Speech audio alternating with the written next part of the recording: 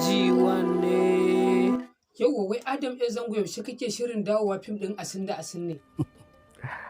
Kai dai bari kawai. To ai ya kamata ka fito kai wa mutane bayani.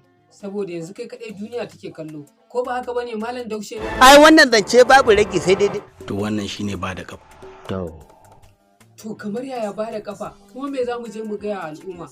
Kai rabu da su da Allah. Rabu da su. A'a ya dan kwambo bai fa kamata ka ce haka ba.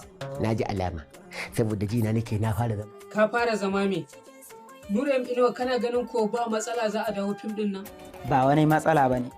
Wai ku Adam Zango, ka san cewa tun da ka dakata daga fim din Asin da Asin wani suka daina kallo ga baki daya? Da ban san haka ba, amma yanzu na fahimci haka. To yanzu za a dawo ne ko kwa? Kaga tun da ba za ka faɗa ba, Bosho buga min ƙasa ka ga yaushe ya kamata a dawo wannan fim ɗin. To me ka gano mana Bosho? Ah, me ya faru kake dariya? Shekara aru. Ah, wallahi ƙarya ne bata bugu ba, ƙara bugawa Bosho. Da kuke ta wannan maganan duk hankalinku ya tashi. To ba dole hankalin mu ya tashi ba. Wato gaskiya ko tun farko na ɗan yi mamaki. Mamakin me kai? Abin da nake so in sani shine. Ah, to me kuma kake so ka sani? Ni na riga na nema wa kaina mafita. To yaushe ne za a dawo?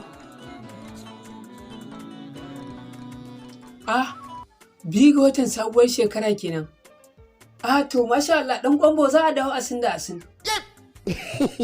Ka ce akwai sauran rashin a hankali a ƙasar nan. Wace irin murna za ka yi ranar da za a dawo fim ɗin nan dan kwambo? Ai daga Legas na fara zuwa ina dawowa a jirgi. Na fara hawa a jirgi wata rana in raina ya ɓace saboda kawai ya sa sai mai katafila ma ikai ni. To amma dai Allah ya sa yarinyar nan Amira ba mutuwa ta yi ba. Mu tafi kawai. Ta mutu ma. Ta mutu. Ta mutu. Ta mutu. Ta mutu. Wallahi ba wannan magana. Dai fire no feeling cool. La'anta ta duk irin wata zai ai ta ƙare a kansa. Hawa, wallahi ƙarya ne in ka taso ta. Na kalala.